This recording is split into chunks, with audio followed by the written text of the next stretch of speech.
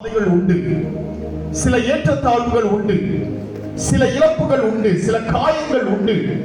வேதம் சொல்கிறது பூமியே ஒன்ன கொண்டுதான் ஆசீர்வதிக்க போதுன்னு இந்த யாக்கோபின் இடத்துல கர்த்தர் பேசினது ஒரு பக்கம் இருந்தாலும் இந்த இடத்துல ஆண்டவர் சொல்றாரு, நீ போகிற வழியில நான் உன்னை காத்து. அப்ப என்ன, நீ போகிற வழியில நீ விரும்பாத சில பாதைகள் இருக்குது, நீ எதிர்பாராத சில சவால்கள் உனக்கு காத்திருக்குது. ஆண்டவர் இதை மாத்திரம் சொல்லல, அடுத்த வார்த்தை, இந்த தேசத்துக்கு உன்னை திரும்பி வர பண்ணுவேன். நல்ல கவனிங்க, இந்த வாக்குத்தத்தமே எங்க இருக்குது அப்படின்னா இந்த தேசத்துல தான் இருக்கு. இப்ப என்ன நடக்குதுன்னா, இந்த வார்த்தையை நல்லா நீங்க தியானிச்சீங்கன்னா தெரியும், இந்த வாக்குத்தத்தத்துக்கு நீ கொஞ்சம் தூரமா போயிருவ. இந்த வாக்குத்தத்தத்துக்கு நீ கொஞ்சம் தூரமா பிரயாணிக்க வேண்டி இருக்கும். ஆனா மறுபடியும் உன்னை திரும்பி கொண்டு வருவேன். ஹல்லேலூயா, உன்னை திரும்பி கொண்டு வருவேன். அத சொல்லிட்டு தான் ஆண்டவர் சொல்றாரு, நான் உனக்கு சொன்னதை செய்யும் அளவும் உன்னை கைவிடுவதில்லை. ஒருவேளை இந்த ரெண்டு பகுதிகளாக கர்த்தர் நமக்கு சொன்ன இந்த வார்த்தையினுடைய இந்த பாதையில நீங்க எந்த பாதையில பயணித்துக் கொண்டிருக்கிறீங்கன்னு எனக்கு தெரியாது. ஒருவேளை சில சவால் நிறைந்த பாதைகள், சில காயமான சில சூழ்நிலைகள், சில கண்ணீரின் பள்ளத்தாக்குகள், சில ஏற்றத்தாழ்வுகள், இப்படிப்பட்ட ஒரு பாதையில் நீங்க ஒருவேளை பயணித்துக் கொண்டிருக்கலாம். ஒருவேளை இந்த வாக்குத்தத்தம் நிறைவேறுமான்ற ஒரு பெரிய கேள்விக்குறியோடு கூட நீங்கள் பயணித்துக் கொண்டிருக்கலாம். இல்ல பிரதர், இனி அந்த வாக்குத்தத்தை எங்க வாழ்க்கையில சம்பவிப்பதற்கு வாய்ப்பே இல்லை, அந்த வார்த்தை எங்க வாழ்க்கையில நிறைவேறுவதற்கு வாய்ப்பே இல்லைன்னு சொல்லப்பட்டபடி இந்த யாக்கோபு கிட்ட ஆண்டவர் சொன்னபடி வாக்குத்தத்தத்தை விட்டு நீங்க கொஞ்சம் தூரமா பயணித்திருப்பீங்க. ஆனா ஆண்டவர் இன்னைக்கு உங்களை பார்த்து சொல்லுகிற வார்த்தை, இல்ல மகளே, நான் உனக்கு சொன்னதுதான், உனக்கு சொன்னதை செய்யும் அளவும் உன்னை கைவிடுவதில்லை. ஹல்லேலூயா, ஹல்லேலூயா, ஹல்லேலூயா. நம்முடைய ஆண்டவர் எப்படிப்பட்டவர்னா, அவர் சொல்லிட்டார் அப்படின்னா காரியங்களை நிறைவேற்றுகிறவர். ஆமென், ஆமென். இன்னைக்கு ஆண்டவர் உங்க வாழ்க்கையில செய்ய போகிற காரியங்கள் இனி வருகிற நாட்கள்ல பயங்கரமா இருக்க போகிறது. ஆமென். கர்த்தர் உங்க வாழ்க்கையில சொன்னதை நிறைவேற்ற போகிறார். உங்க வாழ்க்கையில தாம் சொன்னதை நிறைவேற்றும் பொழுது இந்த இரண்டாவது கன்வென்ஷன் கூடுகையில கர்த்தர் உங்களுக்கு பேசின வார்த்தைகள் உங்கள் சிந்தனையிலே உறுதிப்படுத்தப்படும். நான் நம்புறேன், இனி வருகிற நாட்கள்ல அநேக சாட்சிகளை இந்த சபையில கர்த்தர் எழுப்ப போகிறார். அல்லேலூயா, அல்லேலூயா. இந்த வார்த்தையை தியானித்துக் கொண்டிருந்த பொழுது பரிசுத்த ஆவியானவர் ஒரு சில காரியங்களை எனக்கு முன்பதாக நிறுத்த ஆரம்பித்தார். நான் அதை மாத்திரம் உங்களிடத்துல வேகமாக நான் சொல்லிவிட்டு நான் செபிக்கலாம் என்று நினைக்கிறேன். நம்ம எல்லாருக்கும் தெரியும், ஆதியாகமம் புஸ்தகத்துல ஒரு வாலிபனை குறித்து எழுதப்பட்டிருக்கிறது. இந்த வாலிபன் யார் என்றால், ஆதியாகமம் புஸ்தகம் 37வது அதிகாரத்துல ஒரு வாலிபன் என்ன பண்றான் அப்படின்னா, தான் கண்ட சொப்பனத்தை தன்னுடைய சகோதரர்கள் இடத்துல அதை எக்ஸ்பிளைன் பண்ண ஆரம்பிக்கிறான். என்ன எக்ஸ்பிளைன் பண்றான் அப்படின்னு நீங்க பாத்தீங்கன்னா 5வது வசனம் வாசிக்கலாமா?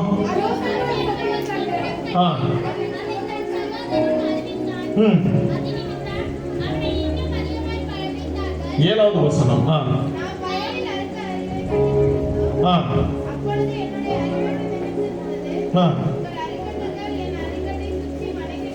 இப்ப என்ன இந்த யோசிப்பு சொல்றாரு அப்படின்னா, நம்ம வயல்ல அறுத்த அரிகளை கட்டி கொண்டிருந்தோம். எல்லா அரிகளை பூராத்தையும் வயல்ல அறுத்ததை நம்ம கட்டி வைத்துக் கொண்டிருக்கும் பொழுது அங்க என்ன நடந்தது அப்படின்னா, திடீர்னு அப்பொழுது என்னுடைய அரிக்கட்டு நிமிர்ந்து நின்றது. அந்த வார்த்தை சொல்கிறது, உங்கள் அரிக்கட்டுகள் என் அரிக்கட்டை சுற்றி வணங்கி நின்றது. இந்த தரிசனத்தை அல்லது இந்த சொப்பனத்தை ஆண்டவர் இந்த யோசேப்புக்கு ஆண்டவர் கொடுத்தார். இந்த சொப்பனத்தை கொடுத்த உடனே இந்த சொப்பனத்தை நிமித்தம் இவனுடைய சகோதரர்கள் என்ன பண்ண ஆரம்பிச்சிட்டாங்க அப்படின்னா, இப்ப இவனை பகைக்க ஆரம்பிச்சிட்டாங்க. இப்போ இது இந்த சகோதரர்களுக்குள்ள முடியல, இன்னொரு சொப்பனத்தை அவன் பார்க்கிறான். என்ன அப்படின்னா 9வது வசனம்.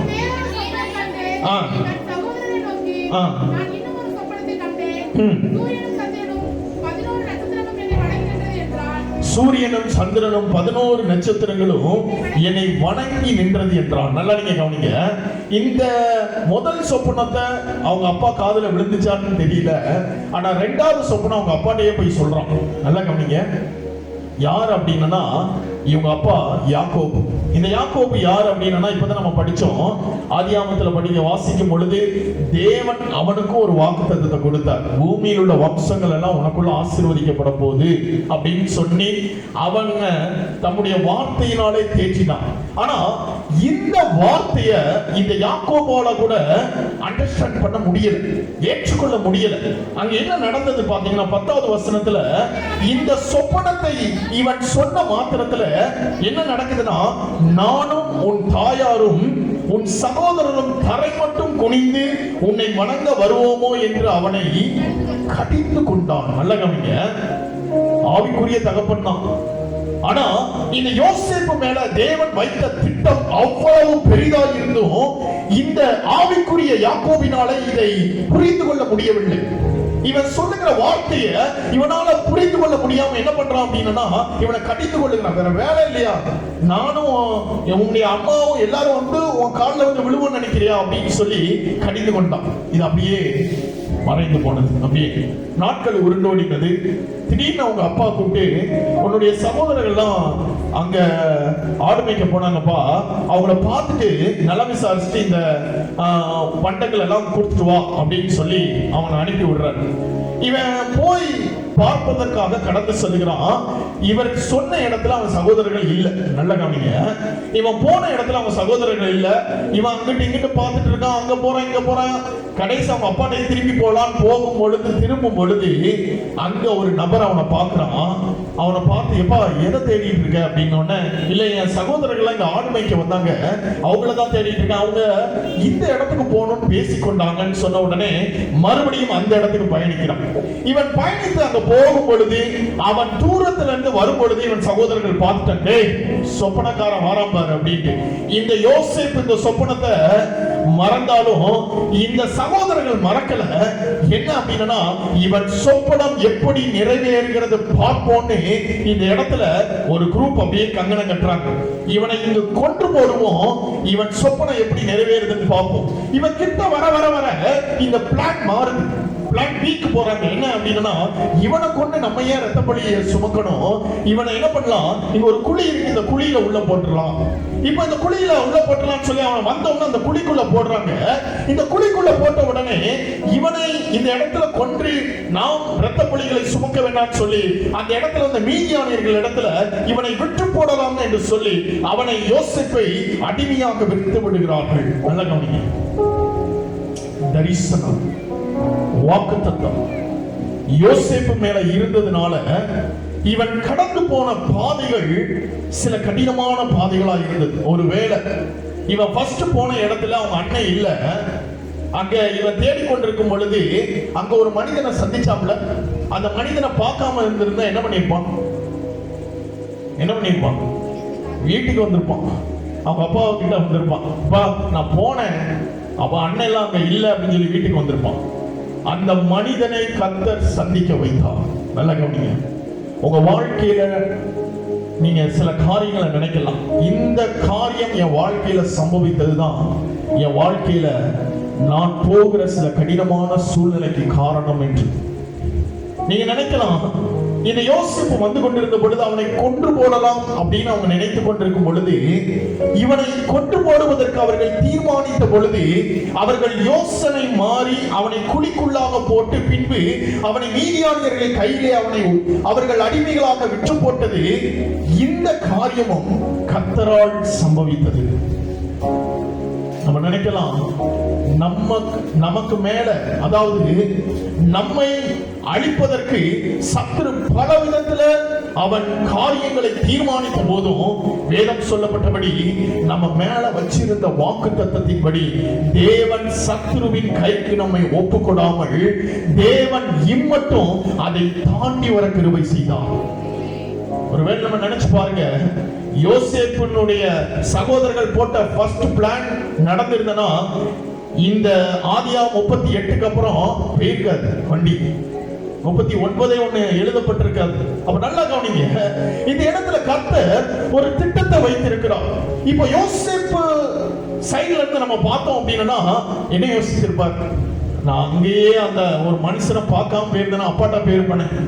ஐயோ, இவங்களை தேடி வந்து இந்த இடத்துல எனக்கு குழியில போட்டாங்களே, ஐயோ என்ன குழியில இருந்து மறுபடியும் முகம் தெரியாத யாக்கையை விட்டு போட்டாங்களே, நான் அடிமையா எகிப்துக்கு கொண்டு போகப்படுகிறேனே. நல்லா நீங்க கவனிக்கணும், வாக்குத்தத்தங்கள், நீங்கள் தேவன் உங்களுக்கு அருளுகிற வாக்குத்தத்தங்களை நீங்கள் பெற்றுக்கொள்ளுகிற பாதை கடினம். நான் சொல்ல புரியுதா உங்களுக்கு? வாக்குத்தத்தங்களை நீங்கள் சுதந்திரிக்க நீங்கள் பயணிக்க வேண்டிய பாதை அவ்வளவு எளிதானது அல்ல. இந்த வார்த்தை சொல்கிறது, இந்த அரிக்கட்டுகள் யோசேப்பே உன்னுடைய அரிக்கட்டுகளுக்கு முன்பதாக வணங்க வேண்டும் என்றால் நீ சில பாதையினூடாய் கடந்து செல்ல வேண்டும். நல்லா நீங்க கவனிங்க, இந்த அரிக்கட்டுகள் இந்த யோசேப்பினுடைய அரிக்கட்டுகளுக்கு முன்பதாக வணங்குகிற இந்த சொப்பனத்தை ஆண்டவர் காட்டும் பொழுது, இந்த யோசேப்பு நீ குழியிலே விழ வேண்டும், உன் சகோதரர்களால் நீ அடிமையாக விற்கப்பட வேண்டும் என்று இன்னொரு சொப்பனத்தை காட்டியிருந்தா யோசேப்பு என்ன பண்ணிருப்பாரு? வீட்டை விட்டு வெளியே வந்திருக்க மாட்டேன். அப்பா சொன்னாலும், எப்பா ஏற்கனவே ஒரு சொப்பனம், நான் பார்த்த சொப்பனமே எனக்கு இதா இருக்கு, நீங்க வேணா போய் குடிச்சு வாங்கன்னு இருப்பாரு. நல்ல கவனிங்க, ஆண்டவர் என்ன செய்வார் அப்படின்னா, இந்த இடத்துல இருந்து உங்களை திசை வலைக்கு நீங்க போகணும் தான் சொல்லுவார். ஆனா உங்களை கூட்டு போவேன்னு சொல்லுவார். ஆனா எப்படி கூட்டு போவேன்னு சொல்ல மாட்டார். சொல்ல புரியுதா? உங்களை இங்க இருந்து திருநெல்வேலிக்கு கூட்டு போவேன்னு சொல்லுவார். ஓ, திருநெல்வேலிக்கா அப்படின்னு யோசிப்போம். ஆனா எந்த பாதையில உங்களை கூட்டு போவேன்னு சொல்ல மாட்டார். ஆனா திருநெல்வேலி கூட்டு போயிடுவார். உங்களுக்கு புரியுற மாதிரி சொல்றேன். உங்களை இந்த வாக்கு தத்தத்தை கொடுப்பாரு. இந்த வாக்கு தத்தத்தை நீங்கள் சுதந்திரிக்க எந்த பாதையில நீங்க பயணிக்கணும் அப்படின்னு ஆண்டவர் சொல்ல மாட்டார். ஆனா அந்த வாக்கு தத்தத்தை உங்களை சுதந்திரிக்க வைப்பார். இதான் ஆண்டவருடைய வார்த்தை. அதான் அந்த இடத்துல சொல்லப்படுகிறது, உன் வழிகளில் எல்லாம் உன்னை காத்து இந்த தேசத்துக்கு உன்னை திரும்பி வர பண்ணி நான் உனக்கு சொன்னதை செய்யும் அளவும் உன்னை கைவிடுவதில்லை.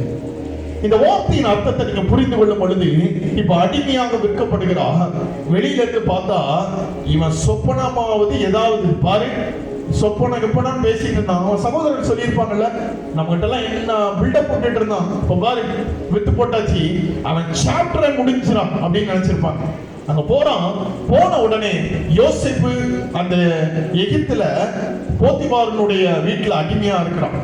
அந்த இடத்துல நீங்க நல்லா கவனிச்சீங்கன்னா, இந்த இடத்துல கர்த்தர் நமக்கு கற்றுக் கொடுக்கிற காரியம் 39வது அதிகாரம் ஆதியாகமம் 2வது வசனத்தினுடைய முதல் பகுதி. வேதம் சொல்லுகிறது, இந்த வாக்குத்தத்தத்தினுடைய ஒவ்வொரு பயணத்திலையும் ஆண்டவர் உங்களுக்கு வாக்கு பண்ணுகிற ஒரு காரியம் தெரியுமா? நான் உன் கூட இருப்பேன். அல்லேலூயா. சத்தமா சொல்லலாமா? அல்லேலூயா.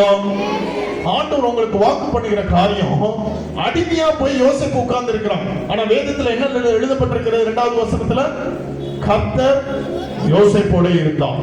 இப்ப இங்க என்ன நடக்குன்னா, இங்க எதிர்பாராத ஒரு காரியம் இந்த இடத்துல நடக்குது. இந்த இடத்துல தேவன் அருவருக்கத்தக்க ஒரு காரியத்தை இந்த யோசேப்பு செய்யும்படியாக பிசாசானவன் அவனோடு கூட போராடுவதற்கு இந்த இடத்துல முயற்சித்துக் கொண்டிருக்கிறான். இந்த இடத்துல அவன் என்ன பண்றான்? தேவனுக்கு விரோதமாக இவ்வளவு பெரிய பொல்லாங்க நான் செய்வது எப்படின்னு சொல்லிட்டு ஓடி போயிடுறான். இது நிமித்தம் அவன் என்ன பண்றான் அப்படின்னா சிறைக்கு போகிறான். வேதத்துல சொல்லப்பட்டிருக்கிறது, அந்த இடத்துல நீங்க வாசித்தீங்கன்னா 21வது வசனத்துல 21, கர்த்தர் யோசேப்போட இருந்து. இப்ப யோசேப்பு எங்க இருக்கிறாரு? சிறைச்சாலையில இருக்கிறாரு. அப்ப கர்த்தர் எங்க இருக்கிறாரு? சிறைச்சாலையில தான் இருக்கிறார். நல்லா கவனிங்க. நீங்க ஆண்டவர் ஒரு காரியத்தை உங்களுக்கு சொல்லிக் கொடுக்கிற காரியம் என்னன்னா, நீங்கள் பயணிக்கிற ஒவ்வொரு பாதையிலும் உங்களோடு கூட பயணிக்கிறவர் ஒருவர் உண்டு. அது கண்ணீரின் பாதையா இருக்கலாம், அவரும் இருக்கிறார். சில கடினமான பாதையா இருக்கலாம், அவரும் இருக்கிறார். சில காரியங்களை இழந்தவர்களாக, சில காயங்களை அடைந்தவர்களாக நீங்கள் பயணித்துக் கொண்டிருக்கலாம், அவர் உங்க கூட இருக்கிறார். இந்த வேதம் சொல்லுகிறது, இந்த சிறைச்சாலையில் அவன் இருக்கும் பொழுது 2 பேர் வந்து அவங்க தங்களுடைய சொப்பனங்களை சொல்றாங்க. அந்த சொப்பனத்துக்கான சரியான விளக்கத்தை கொடுக்கிறான். அந்த சொப்பனத்தின் படி அந்த இடத்துல அங்க நடக்குது. அங்க என்ன நடக்குது நீங்க பாத்தீங்கன்னா, இவன் வெளியே 2 பேரும் போறாங்க, ஒருத்தன் இறந்துடுறான், ஒருத்தன் வெளியே போகும்போது அவங்கிட்ட இந்த யோசேப்பு சொல்றான், எப்பா செய்யாத குற்றத்துக்கு உள்ள இருக்கிறேன், நீ வெளியில போய் பார்வோன்ட்ட மட்டும் சொல்லி என்னை எப்படியாவது காப்பாத்திக்க அப்படின்னா. இவன் என்ன பண்ணா அப்படின்னா 23வது வசனம் 40வது அதிகாரம் 23 40. பானபாத்திரக்காரரின் தலைவன் யோசேப்பை நினையாமல் அவனை மறந்து விட்டான். நல்ல கவனிங்க, ஒருவேளை இந்த பானபாத்திரக்காரன் யோசேப்ப நினைச்சிருந்தா என்ன நடந்திருக்கும்? என்ன நடந்திருக்கும்? யோசேப்பு ரிலீஸ் ஆயிருப்பாரு. ரிலீஸ் ஆகி என்ன பண்ணிருப்பாரு? ஒண்ணு எகிப்துல ஏதாவது ஒரு வேலையை பார்த்து உட்கார்ந்துருப்பாரு, இல்லைன்னா அவங்க அப்பாவை தேடி போயிருப்பாரு. ஆனா வாக்குத்தத்தம் நிறைவேறணும். அப்ப இங்க என்ன நடக்குது நீங்க பாத்தீங்கன்னா, தேவனே இந்த பானபாத்திரக்காரனை வைத்து அவனுக்கு சொல்லப்பட்ட காரியங்கள் மறக்கப்படுது. உங்களுக்கு யாராவது உதவி செய்திருக்கிறார் அப்படின்னா, உங்க தலை போற காரியம் உதவி செய்திருக்கிறாங்கன்னா நீங்க மறப்பீங்களா? இல்ல. நல்லா நீங்க கவனிங்க. நம்ம நினைக்கிறோம் சில இடங்கள்ல சில மனிதர்களால நாங்க மறக்கப்பட்டோம். நன்றியே இல்லாதவங்க, எவ்வளவோ நன்மை செஞ்சிருக்கவங்க, எங்களுக்கு அவங்க நன்மை செய்ய வேண்டிய நேரத்துல எங்களை மறந்துட்டாங்க. அவங்க மறக்கல, கர்த்தர் மறக்க வச்சிருக்கிறார். ஏன்னா நீங்க போற பாதையில உங்க வாழ்க்கையில யார் உள்ள வரணும், இந்த எல்லைக்குள்ள யார் வெளியில போகணும், யார் உங்களை நினைக்கணும், யார் உங்களை மறக்கணும்னு தீர்மானிக்கிறவர் கர்த்தர். ஏன்னா இந்த வாக்குத்தத்தத்தின் நிறைவேறுதல் உங்க வாழ்க்கையில சம்பவிக்கணும் என்று தேவன் ஒரு காரியத்தை தீர்மானித்திருக்கிறார். நம்மை பொறுத்தளவுல என்னன்னா, நம்மை சுற்றி இருக்கிற சூழ்நிலைகளில் இருந்து நம்ம வெளியே வந்தா போதும். இந்த சூழ்நிலை இப்ப மாறினா போதும், இந்த பிரச்சனை இப்ப மாறினா போதும், இந்த கலக்கம் இப்ப மாறினா போதும், இந்த கண்ணீர் இப்ப மாறினா போதும். இல்ல இல்ல, நீங்கள் பயணிக்கிற ஒவ்வொரு பயணமும் வாக்குத்தத்தத்திற்கு நேராக நீங்கள் பயணித்துக் கொண்டிருக்கிறீர்கள் என்பதை நீங்கள் மறந்துவிடக் கூடாது. வேதம் சொல்கிறது, இவர் வாக்குத்தத்தத்திற்கு நேராக இவர் பயணித்துக் கொண்டிருக்கிறார். நாள் ஒன்று வருகிறது, தேவன் தீர்மானித்த அந்த நாளிலே பார்வோனுடைய சொப்பனத்திற்கு பதில் சொல்கிறவரால் இந்த யோசேப்பு பார்வோனுக்கு முன்பதாக போய் நிற்கிறாரு. இந்த இடத்துல பார்வோனுடைய சொப்பனம் விளக்கப்படுகிறது. இந்த இடத்துல நீங்க பாத்தீங்கன்னா, பார்வோனுக்கு அடுத்தபடியாக யோசேப்பினுடைய விரலுக்கு மொத்த எகிப்தும் அடிபணியத்தக்கதாக அந்த இடத்துல தேவன் அவ்வளவு பெரிய ஒரு உயரத்திற்குள்ள கொண்டு வருகிறார். இப்ப நீங்க நல்லா கவனிச்சீங்கன்னா தெரியும். ஆதியாகமம் 45வது அதிகாரம் 7வது வசனத்தை நீங்க வாசிக்கும் பொழுது 45:7, பூமியிலே உங்கள் வம்சம் ஒழியாமல் இருக்க உங்களை ஆதரிக்கிறதற்காகவும் பெரிய ரட்சிப்பினால் உங்களை உயிரோടെ காப்பதற்காகவும் தேவன் என்னை உங்களுக்கு முன்னமே அனுப்பினார். அன்னைக்கு அந்த அரிக்கட்டி இவனுக்கு முன்பதாக விழும் பொழுது இந்த வார்த்தை யோசேப்புக்கு புரியல. அன்னைக்கு அரிக்கட்டி இவனுக்கு முன்பதாக விழும் பொழுது யோசேப்புக்கு வாழ்க்கையில தேவன் அவனுக்கு செய்ய போகிற காரியமும் தேவன் அவனை கொண்டு செல்லுகிற பாதையும் யோசேப்பினால் விளங்கிக் கொள்ள முடியல. ஆனால் அந்த பாதையினுடைய முடிவிலே அவன் அந்த பாதையிலே பயணித்த பின்பு கடைசியில் அவன் வாயிலிருந்து வந்த வார்த்தை என்ன தெரியுமா? அந்த வார்த்தை சொல்லுகிறது, உங்க வம்ச பூமியில ஒழியாமலும் உங்களை ஆதரிக்கிறதற்காகவும் பெரிய ரட்சிப்பினால் உங்களை உயிரோടെ காப்பதற்காகவும் தேவன் என்னை உங்களுக்கு முன்னமே அனுப்பினார். அல்லேலூயா, அல்லேலூயா. இன்னைக்கு கர்த்தர் உங்களோடு கூட பேசிக் கொண்டிருக்கிறார். யாக்கோபுக்கு அப்பதான் புரிஞ்சிருக்கும். வந்து அந்த எகிப்துல யோசேப்பு பெரிய ஸ்தானத்துல அமர்ந்திருக்கும் பொழுது அவர் வந்து பார்க்கிறாரு. அந்த இடத்துல யாக்கோபு வணங்குறார். யோசேப்பு ஒரு பெரிய ஸ்தானத்துல இருக்கிறார், அதிகாரியா. நீங்க ஆண்டவர் உங்களோடு கூட சொல்லுகிற வார்த்தை அதுதான். சில இடங்கள்ல சில பாதைகள் கடினமா இருக்குதா, ஆண்டவர் உங்களை மறக்கல. அந்த பாதையில பயணித்துக் கொண்டிருக்கிறீங்க, வாக்குத்தத்தத்தின் பாதையில பயணித்துக் கொண்டிருக்கிறீங்க. சில குழிகள், சில காயங்கள், சில இழப்புகள் உங்க வாழ்க்கையில இருக்குதா, பயப்படாதீங்க. அந்த வாக்குத்தத்தத்தின் பாதையில பயணித்துக் கொண்டிருக்கிறீங்க. சில நபர்களால, சில மனிதர்களால மறக்கப்படுறீங்களா, நல்லது. அந்த வாக்குத்தத்தத்தின் பாதையில பயணித்துக் கொண்டிருக்கிறீங்க. வேதம் சொல்லுகிறது, நாள் ஒன்று வரும், அவர் உங்களுக்கு சொன்னதை செய்யும் அளவும் அவர் உங்களை கைவிட போகிறதில்லை. அல்லேலூயா, அல்லேலூயா, அல்லேலூயா. இந்த வார்த்தையை வாசிக்கும் பொழுது தேவன் இந்த வேதத்துல அநேக பரிசுத்த வான்களுடைய வாழ்க்கையில செய்த காரியங்களை நீங்க வாசித்தீங்க அப்படின்னா அவர்கள் வாழ்க்கையில தேவன் அவர்களை நடத்தின பாதைகள் இப்படிப்பட்ட பாதைகளாய் இருந்தது. நீங்க வேதத்துல நீங்க வாசிக்கும் பொழுது தாவீதை குறித்து சொல்லப்படுகிறது. இந்த தாவீது கோலியாத்தை அவன் சந்திப்பதற்கு முன்பதாகவே இந்த தாவீதை சாமுவேல் தீர்க்கதரிசி அபிஷேகம் பண்ணுகிறார். என்ன அபிஷேகம் பண்றார்னா இஸ்ரவேலினுடைய அடுத்த ராஜான்னு அபிஷேகம் பண்ணுகிறார். இப்ப என்ன நடக்குது அப்படின்னா இந்த இடத்துல 1 சாமுவேல் 17வது அதிகாரம் 50வது வசனம் வாசிக்கலாமா?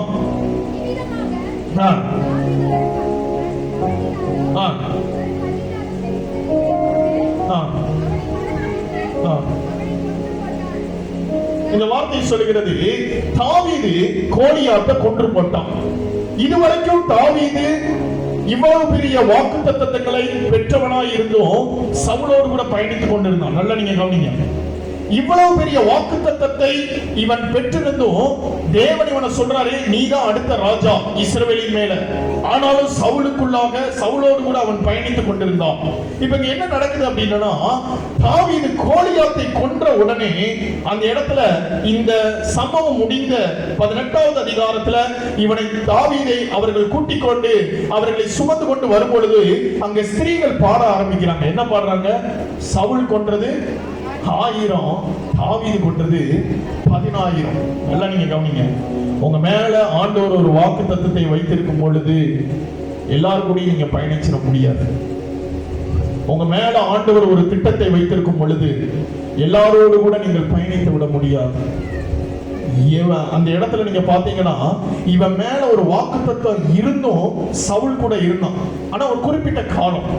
ஆனா தேவன் இவன் வாழ்க்கையிலே வைத்திருந்த அந்த காலத்தினுடைய ஓட்டம் வரும் பொழுது இந்த தாவீதினாலே சவுலோடு கூட சேர்ந்து பயணிக்க முடியல. இப்ப இங்க என்ன நடக்குது நீங்க பாத்தீங்கன்னா 1 சாமுவேல் 18வது அதிகாரம் 7-9க்கு பின்பதாக அந்த நாள்ல இருந்து தாவீது என்ன பண்றாரு அப்படின்னா ஓட ஆரம்பிக்கிறார். சவுலுக்கு பயந்து ஓட ஆரம்பிக்கிறார். வேதம் சொல்லுகிறது அந்த 18-11ல சொல்லப்படுகிறது என்ன பண்றாரு அப்படின்னா வாசிக்கலாமா? அப்பொழுது சவுல் தாவீதை சுவரோட சேர்த்து உருவ குத்தி போட அவன் என்ன பண்றான் அப்படின்னா ஈட்டி எறிகிறான். எத்தனை முறை எரிஞ்சாரு? 3 முறை அவர் எரிய ஆரம்பிக்கிறார்.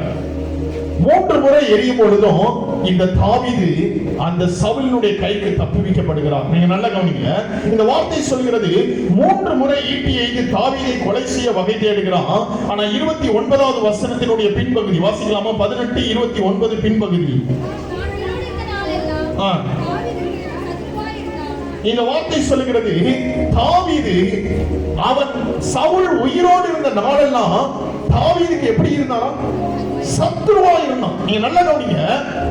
இந்த இடத்துல 2 பேரும் ஒரே தேசத்தை சார்ந்தவர்கள், 2 பேரும் ஒரே அழைப்பை பெற்றவர்கள். இவனும் கர்த்தராலே அபிஷேகம் பண்ணப்பட்டவன், இந்த தாவீதும் கர்த்தராலே அபிஷேகம் பண்ணப்பட்டவன்.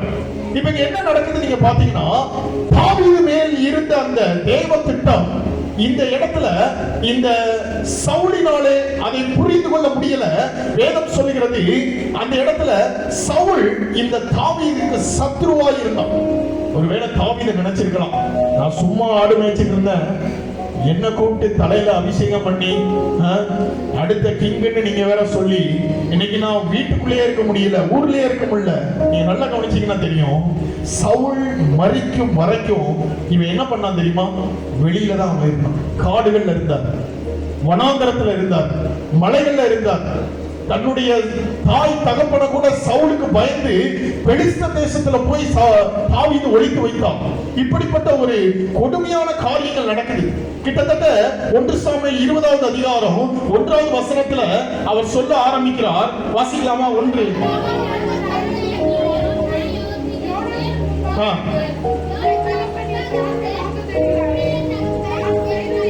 நான் என்ன செய்தேன்? அங்கலாய்க்க ஆரம்பிக்கிறார். நான் என்ன செஞ்சேன்? இந்த இடத்துல நீங்க 3வது வசனத்துல 20:3 நீங்க வாசிக்கும் பொழுது அதுல சொல்லப்பட்டிருக்கிறது, மரணத்துக்கும் எனக்கும் 1 அடி தூரம் தான் இருக்கு. கிட்டத்தட்ட கொஞ்சம் இமேஜின் பண்ணி பாருங்களேன்.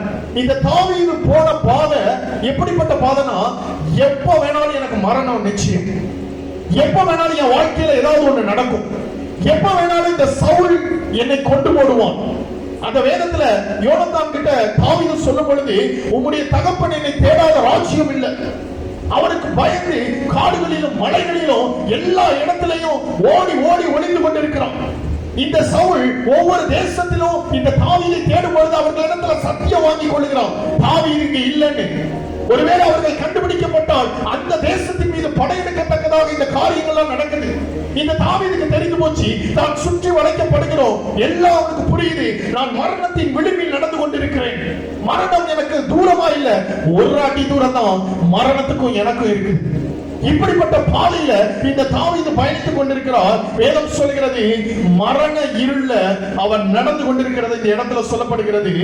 தாவீது ஒருவேளை நினைச்சிருக்கலாம், நான் ஏற்கனவே சொன்னபடி ஆடு மேய்ச்சிட்டு ஒழுங்கா இருந்திருப்பேன், என் மேல ஏற்கு வாக்குத்தத்தம், என் மேல ஏன் இந்த வாக்குத்தத்தம், என் மேல ஏன் வந்தது இந்த தீர்க்க தரிசனம், எனக்கு இந்த வாக்குத்தத்தம் சொல்லப்பட்டதினாலே, எனக்கு கொடுக்கப்பட்ட இந்த வாக்குத்தத்தத்தினாலே நான் போகிற பாதை இவ்வளவு கடுமையானதாக, இவ்வளவு கொடுமையானதாக இருக்கிறது. ஏன் இந்த பாதை? வேதத்துல சொல்லப்படுகிறது, அவர் அபிஷேகிக்கும் பொழுது அவருடைய நினைவுகளும் இவன் போற பாதைய அவர் தீர்மானித்திருந்தார். வேதம் சொல்லுகிறதுபடி அந்த வேதத்துல நீங்க வாசித்தீங்கன்னா இந்த தாவீதுடைய வாழ்க்கை ஏதோ ஒரு இடத்துல போய் முடிந்து விடலங்க. சவுல் ஏதோ ஒரு இடத்துல தாவீதை கொன்று போட்டான் என்று வேதத்தில் எழுதப்படல. வேதம் சொல்லுகிறது 2 சாமுவேல் 5வது அதிகாரம் 4வது வசனத்துல வாசிக்கலாமா? 2 சாமுவேல் 5:4. தாவீது ராஜாவாகும் பொழுது, இந்த வார்த்தையை நல்ல கவனிங்க. யார் இந்த வார்த்தை? இந்த வார்த்தையை எழுதப்பட்டிருக்கிற இந்த மனிதன் சொன்ன வார்த்தையை வாசிச்ச 1 சாமுவேல் 20:3, மரணத்திற்கும் எனக்கும் ஒரு அடி தூரமே இருக்குது. கர்த்தர் சொன்னார் சாமுவேல் மூலமாக, நீதான் அடுத்த ராஜா, நீதான் இஸ்ரவேல்ல அடுத்த ராஜாவா இருக்க போகிற. இந்த வாக்குத்தத்தத்தை சொல்லும் பொழுது இந்த தாவீதால நம்ப முடியவில்லை. இவன் போகிற பாதையை நினைக்கும் பொழுது சாமுவேல் தீர்க்கதரிசி சொன்ன வார்த்தையை நினைவு கூற முடியல. ஆனா ஒரு நாள் வந்தது, திரும்பி பார்க்கிறாரு. 2 சாமுவேல் 5:4 சொல்லப்பட்டபடி தாவீது ராஜாவாக அபிஷேகம் பண்ணினார். அல்லேலூயா, அல்லேலூயா. நான் மரித்து போவேன் நினைச்ச இடத்துல வேதம் சொல்லுகிறது, இந்த தாவீத ஆண்டவர் 40 வருஷம் ராஜ்யபாரம் பண்ண வைத்தார். அல்லேலூயா, அல்லேலூயா. நம்மள இப்படிதான் நினைத்துக் கொண்டிருக்கிறோம், எல்லாம் முடிஞ்சு, இனி அவ்வளவுதான், டாக்டர் எல்லாம் முடியாதுன்ட்டாங்க, ஃபைலை க்ளோஸ் பண்ணிட்டாங்க, இனி அவ்வளவுதாங்க, கொண்டு போயிருங்கிறாங்க, இதுக்கு ஒன்னும் செய்ய முடியாதுங்கிறாங்க. இத குறிப்பிட்ட காரியத்துல நாங்க ஜெபித்து ஜெபித்து சோர்ந்து போயிட்டோம், முயற்சி பண்ணி அதுக்கு மேல சோர்ந்து போயிட்டோம். ஆனா தேவன் ஒரு காலகட்டத்துல இவர்களுக்கான ஒரு வாக்குத்தத்தத்தை எங்களுக்கு கொடுத்தது உண்மைதான். எங்க குடும்பத்துக்கு கொடுத்த வாக்குத்தத்தம் ஒரு பக்கம் இருந்தாலும், இன்னைக்கு நாங்கள் குடும்பமாக பயணிக்கிற பாதை சில கடுமையான பாதையினூடாய் நாங்கள் பயணித்துக் கொண்டிருக்கிறோம் என்று நீங்க சொல்லலாம். ஆனா வேதம் சொல்லுகிறது, நீங்க வந்த பாதையில நீங்க கைவிடப்படாம உங்களை காத்து இம்மட்டும் உங்களை நடத்தி உங்களுக்கு சொன்னதை செய்யும் அளவும் உங்களை கைவிடாத தேவன் உங்களை நடத்தி கொண்டிருக்கிறார் என்பதுதான் உண்மை. அல்லேலூயா, அல்லேலூயா.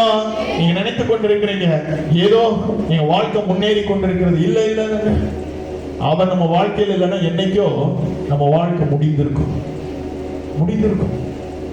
ஆனா இன்னைக்கு ஆண்டவர் நமக்கு சொன்னதை செய்யும் அளவும் நம்மை கைவிடாத தேவனாய் நம்மோடு கூட வருகிறார். அல்லேலூயா.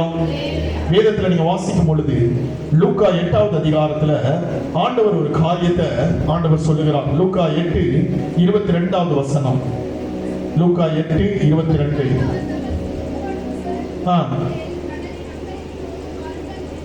அந்த வார்த்தை சொல்லுகிறது 22ல, தம்முடைய சீசர்களோடு கூட படவில் ஏறி கடலின் அக்கறைக்கு போங்கள் அப்படின்னு சொல்லி இருக்கிறாரா? போவோம் வாருங்கள் என்றார். நீங்க நல்லா கவனிங்க, ஆண்டவர் சொல்லுகிற வார்த்தை என்ன தெரியுமா? வாக்குத்தத்தத்தை உங்களுக்கு கொடுக்கும் பொழுது போ அப்படின்னு ஆண்டவர் அனுப்புறவர் அல்ல, உங்க கூட அந்த வாக்குத்தத்தத்தின் பாதையில் அவரும் வரார். ஏன் தெரியுமா? அக்கறைக்கு போவோம் சொன்னது அவரு, சீசர்கள் கேட்கல. அதே மாதிரிங்க உங்களுக்கு வாக்குத்தத்தத்தை கொடுத்தவர் அவர்.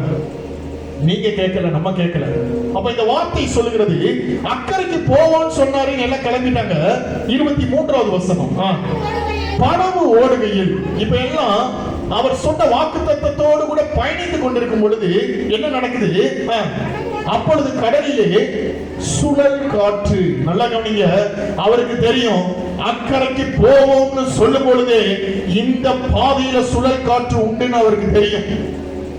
அக்கறைக்கு போவோம், ஒரு சுழல் காற்று இருக்கு, கிளம்புமா அப்படின்னா படகுல யார் மட்டும் கிளம்பி இருப்பா? ஏசப்பா மட்டும் தான் கிளம்பி இருப்பாரு. என்னடா வரலையா? சுழல் காற்று நீங்க போயிட்டு வாங்கன்னு இருப்பாங்க. ஆனா ஆண்டவர் சொல்றாரு அக்கறைக்கு போவோம். சுழல் காற்று இருக்கிறது ஆண்டவர் சொல்ல மாட்டார். இந்த வார்த்தையில சொல்லப்பட்டிருக்கிறது கடலிலே சுழல் காற்று உண்டானதினால், வாசிங்க, அவர்கள் மோசமடையத்தக்கதாய் படகு ஜலத்தினால் நிறைந்தது. நல்லா நீங்க கவனிங்க. இந்த வார்த்தையை வாசிக்கும் பொழுது எனக்கே கொஞ்சம் ஆச்சரியமா இருந்தது. நீங்க நம்ம இப்படி படுத்து தூங்கிட்டு இருக்கோம் வீட்டுல. சில நேரத்துல சின்ன பிள்ளைங்க ஏதாவது சண்டை போட்டுட்டு ஏதாவது சத்தம் போட்டுனா எவ்வளவு வசதியில இருந்தாலும் டக்குனு முழிப்பு தட்டிடும். இங்க சிச்சுவேஷன் கொஞ்சம் நீங்க இமேஜின் பண்ணி பாத்தீங்கன்னா அந்த வார்த்தை சொல்லுகிறது கடல்ல சுழல் காற்று உண்டானதினால் அவர்கள் மோசமடையத்தக்கதாக படகு எப்படி இருக்கான்? ஜலத்தினால நிறைஞ்சிருக்கு. ஆண்டவர் எங்க இருக்கிறாரு? படகுக்குள்ளதான் இருக்கிறாரு. இப்ப படகு ஃபுல்லா தண்ணி நிரம்பிட்டு இருக்கும் பொழுது ஆண்டவர் என்ன பண்ணிட்டு இருக்கிறாரு? தூங்கிட்டு இருக்கிறாரு. நல்ல கவனிங்க. இதுதான் நமக்கு வருகிற பெரிய கேள்வி. ஒழுங்கா தானே இருக்கிறேன், ஒழுங்கா தானே ஆராதிக்கிறேன், அவங்கள மாதிரி இல்லை இவங்கள மாதிரி இல்லையே, எனக்கு மட்டும் ஏன் இந்த பிரச்சனை, எனக்கு மட்டும் ஏன் இந்த பாதை, எனக்கு மட்டும் ஏன் இந்த சூழ்நிலை? ஆனா ஆண்டவர் சைலண்டா நம்மளை கொண்டு போயிட்டு இருக்கிறார். அவர் நம்முடைய படகுல தான் இருக்கிறார், சைலண்டா இருக்கிறார். கிட்டத்தட்ட இந்த சீசர்களை பாதி பேர் மீனவர்கள், எல்லாருக்கும் நீச்சல் தெரியும். ஆனா அவங்க வாயிலிருந்து வர்ற வார்த்தை 24 சொல்லுங்க. அவர்கள் அவரிடத்தில் வந்து ஐயரே ஐயரே மடிக்கு போகிறோம், சாக போறோம், எந்திரிக்க ஆண்டவரே அப்படிங்கிறாங்க. கிட்டத்தட்ட எல்லாம் முடிஞ்சு போச்சு, சுழல் சுத்திட்டு வருது, கப்பல் உடைய போகுது, நீங்க இன்னும் தூங்கிட்டு இருக்கீங்க, ஆண்டவரே எந்திரிங்க, எல்லாம் முடிஞ்சு போச்சு அப்படின்னு எல்லாம் கத்துறோம். ஆனா ஆண்டவர் சொன்ன ஒரு காரியம், அக்கறைக்கு போவோன்னு உன்ட சொன்னது நான் தான் உன்னை அக்கறைக்கு கொண்டு செல்லுவேன். அந்த வார்த்தையில நீங்க வாசிக்கும் பொழுது அந்த இடத்துல சொல்லப்படுகிறது 8வது அதிகாரத்துல நீங்கள் வாசிக்கும் பொழுது அந்த இடத்துல ஆண்டவர் எழுப்பி உடனே அவைகள் அந்த ஜலத்தையும் அந்த ஜலத்தின் கொந்தளிப்பையும் அதட்டினார். உடனே அவைகள் அந்த இடத்துல என்ன பண்ணுச்சா? அமைதல் உண்டாயிற்று. அவங்க போக வேண்டிய இடத்துக்கு அக்கறைக்கு போய் சேர்ந்தார்கள். நீங்க ஆண்டவர் உங்களுக்கு சொல்லுகிற வார்த்தை அதுதாங்க. நீங்க போகிற பாதையில என்ன இருக்கும் அப்படின்னு ஆண்டவர் சில நேரங்கள்ல எல்லாவற்றையும் உங்களுக்கு சொல்ல மாட்டார். ஆனா உங்களை கொண்டு ஆண்டவர் செய்வேன்னு சொன்னதை நிறைவேற்றுவார். சில பாதையின் உண்டாய் போனாதான் தெரியும், சும்மா மேல இருந்து பேசிடலாம் அப்படின்னு நம்ம நினைக்கலாம். 2019ஆம் ஆண்டு மே 23ஆம் தேதி எங்களுடைய வாழ்க்கையில நாங்கள் எதிர்பாராத ஒரு பாதையினூடாய் நாங்கள் கடந்து செல்ல நேர்ந்தது. இதற்கு முன்பதாக தேவன் இந்த ஊழியத்தை எங்க கரங்கள்ல ஆண்டவர் கொடுத்தார். இந்த ஊழியத்தை எங்க கையில கொடுக்கும் பொழுது ஆண்டவர் சொன்ன ஒரு காரியம், 1 கோடி இளைஞர்களை ஒரு சேனையா உங்களை கொண்டு நான் எழுப்புவேன் அப்படின்னாரு. இந்த மாபெரும் தரிசனத்தை சுமந்தவர்களாக ஒரு குடும்பமாக ஒரு பெரிய குழுவாக நாங்கள் ஓடிக்கொண்டிருக்கிறோம். தேவன் ஒரு பெரிய தரிசன புருஷர்களை எழுப்ப வேண்டும், வாலிபர்களுக்குள்ளே பெரிய எழுப்புதல் வர வேண்டும், கர்த்தர்களுக்கு வாக்கு பண்ணின இந்த 1 கோடி இளைஞர்களை பார்க்க வேண்டும் என்று ஒரு பெரிய எதிர்பார்ப்போடு கூட நாங்கள் ஓடிக்கொண்டிருக்கிறோம். எல்லாம் நல்லபடியா போயிட்டு இருந்துச்சு. 2019ல திடீர்னு என் சரீரத்துல நான் பலவீனப்பட ஆரம்பிச்சு, ரொம்ப வெயிட் லாஸ் ஆச்சு. வெயிட் லாஸ் ஆன உடனே எங்க வீட்டுக்கு ஒரு அங்கிள் வந்திருந்தாங்க. அவங்க சொன்ன ஒரு காரியம், அதுக்கு முன்னாடி ஒரு 3 days பாஸ் பண்ணி ஜெபம் பண்ணிட்டு இருந்தோம். எல்லாம் பயங்கரமா ஃபயரா கர்த்தருக்காக உயிரையும் கொடுக்கணும்னு சொல்லி அந்த அளவுக்கு எல்லாம் பயங்கரமா ஆண்டவருக்கு சமூகத்தில் அர்ப்பணித்து ஜெபித்து கொண்டிருந்தோம். நடந்தது என்ன அப்படின்னா, அப்போ அவங்க சொன்ன காரியம், அப்படி எல்லாருக்கும் சுகர்லாம் இப்போ சின்ன குழந்தைகள் கூட இருக்கு, ஒரு தடவை போய் செக் பண்ணிருமே அப்படின்னு சொன்னாங்க. சரிட்டு அவங்க சொல்றாங்களேன்னு சொல்லி நான் காலையில போய் ஹாஸ்பிட்டல்ல போய் நான் போய் பிளட் டெஸ்ட் கொடுக்க போறேன். நான் பிளட் டெஸ்ட் கொடுக்கும் பொழுது கொடுத்துட்டு வந்துட்டேன். அதுக்கப்புறம் ஒரு 2 hours கழிச்சு நான் என்னுடைய ரிப்போர்ட்டை வாங்க போறேன். அப்ப என் ரிப்போர்ட்டை கையில வச்சிருக்கிறாங்க. டாக்டர் சொன்ன ஒரு காரியம், யாரு பேஷண்ட் அப்படின்னாரு. என்னை பார்த்து நான் தான் அப்படின்னு அவர் பார்த்துட்டு என்னையும் பார்த்தாரு. இந்த ரிப்போர்ட் படி அந்த பேஷண்ட் உயிரோடு இருக்க வாய்ப்பே இல்லையே அப்படின்னாரு. எனக்கு மிஷின் ரிப்பேரா இருக்கணும். அவங்க முன்னாடி அந்த ரிப்போர்ட்டை கிழிச்சாரு. திருநெல்வேலி ஜெயராஜ் அண்ணபாக்கியத்தில். அப்போ மறுபடியும் போய் எடுத்துட்டு வாங்க அப்படிங்கிறாரு. வேற வெளியில உள்ள லேபுக்கு சஜஸ்ட் பண்றாங்க. நான் வெளியில போய் எடுத்துட்டு வரேன். வெளியில போறேன், நான் போய் எடுக்கிறேன். அதே ரிப்போர்ட் மறுபடியும் வருது. அதுக்கப்புறம் மறுபடியும் 2-3 ரிப்போர்ட் அவங்க டெஸ்ட் எடுக்கிறதுக்கு அனுமதிக்கிறாங்க. போய் அதையும் எடுத்துட்டு வரேன். எடுத்துட்டு வந்தோம்னா உடனே நீங்க இங்க இருக்க வேண்டாம், நீங்க உடனே சிஎம்சிக்கு நீங்க போங்க, வெள்ளூர் சிஎம்சிக்கு கிறிஸ்டியன் மெடிக்கல் காலேஜ் போங்க அப்படிங்கிறாங்க. அதுக்கப்புறம் என்ன அப்படின்னு பார்க்கும் பொழுது அவங்க சொன்ன ஒரு காரியம் வேற ஒன்றும் இல்லை, இந்த ரிப்போர்ட் படி உங்களுக்கு பிளட் கேன்சர் அப்படின்னு, இரத்த புற்றுநோய் அப்படின்னு. எங்களால் ஏற்றுக்கொள்ளவே முடியல. என் பையன் ஃபர்ஸ்ட் ஸ்டாண்டர்ட் படிக்கிறான். ஒரு கை குழந்தை வேற எங்களுக்கு இருக்கு. என் மனைவி அந்த டாக்டர் ரூம்ல அவ கதறி அழுகிறா. நான் அவளை தேற்றுகிறதா, நான் போற பாதையை நினைச்சு வருந்துகிறதான்னு எனக்கு தெரியல. நான் ஒன்னும் இல்லைன்னு அவளை கம்ஃபோர்ட் பண்ணிட்டு இருக்கிறேன். உடனே இந்த டாக்டர் எனக்கு 2 நாள்ல எனக்கு அப்பாயின்மெண்ட் போட்டு சிஎம்சிக்கு அனுப்புறாங்க. அங்க போறோம்.